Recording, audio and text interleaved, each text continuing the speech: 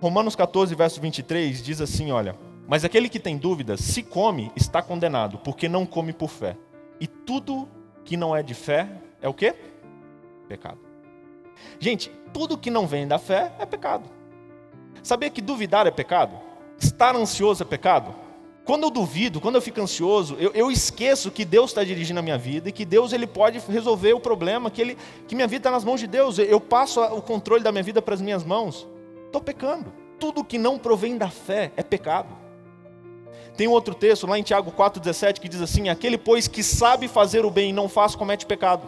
Todas as vezes que você foi iluminado pelo Espírito Santo a fazer algo, você viu alguém precisando de ajuda e você não fez, você passou por alguém que estava precisando de um apoio e você não deu, você viu alguém chorando e você não deu consolo, você sabia que devia fazer e não fez, você pecou. Como assim, pastor? Mas não, peraí, mas Gente, a gente peca toda hora. E se eu continuar falando aqui, a nossa situação, a gente só vai ver que está pior do que a gente pensava que estava.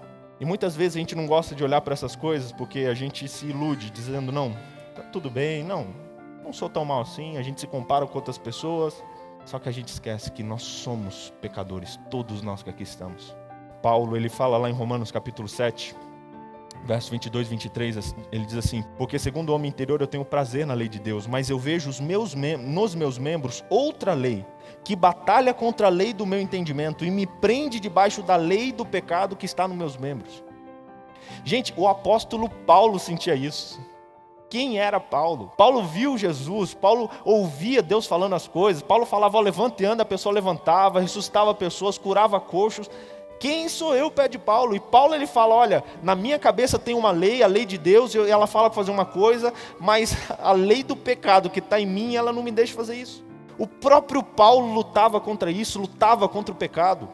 E muitas vezes a gente acha que nós não lutamos, que a gente não precisa, que na verdade, ou o contrário, que eu consigo resolver a situação do pecado com a minha atitude. Efésios 2, verso 8 e verso 9, diz assim: porque pela graça sois salvos, por meio da fé. Isso não vem de vós, é dom de Deus, não vem de obras, para que ninguém se glorie. Eu sei que eu só trouxe notícia ruim para você até agora, só que Efésios capítulo 2 diz que nós temos uma saída, existe uma solução. A graça de Deus, ela nos concede a salvação. Só que essa salvação, ela é concedida por meio da fé. Isso não vem de obras, para que ninguém se glorie. E sabe, eu não quero falar muito disso, mas eu queria só chegar nesse equilíbrio de como, pastor, como eu não ir para outro extremo. Eu tenho um receio, e o meu receio em entender a graça era esse, sabe? Era de falar, não, então quer dizer que eu posso fazer o que eu quiser e tá tudo bem? Se você vê alguém um dia pregando sobre a graça, e falando que a graça, ela resolve tudo, que se eu tenho a graça eu não preciso mais, sei lá, eu posso fazer o que eu quiser, viver minha vida desregrada e essa graça barata, como muitos vendem, vai me salvar, é porque essa pessoa não entendeu a graça. Particularmente eu nunca vi alguém que entendeu a graça de Deus, de verdade, entendeu que Deus perdoou ele de todos os seus pecados e continuou pecando deliberadamente.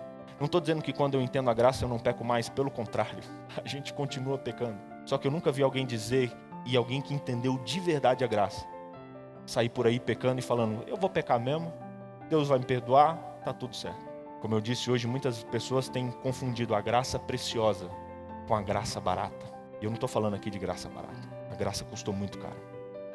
A graça custou o sangue do Filho de Deus. A chance da salvação custou a morte de Jesus.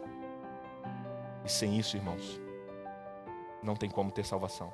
E é por isso que, se você entender a graça de verdade, você não precisa ter medo de ir para outro extremo. Porque quando você percebe o quanto você é amado, quando você percebe o tamanho do sacrifício que foi pago, quando você entende o quão pecador eu sou e você que está aí sentado e o tanto que a graça dele nos alcança, nos perdoa, nos transforma, nos dá chance de salvação, é impossível continuar a mesma pessoa e continuar saindo por aí sem dar atenção a essa graça de Deus.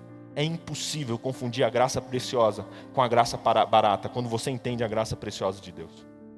É literalmente impossível.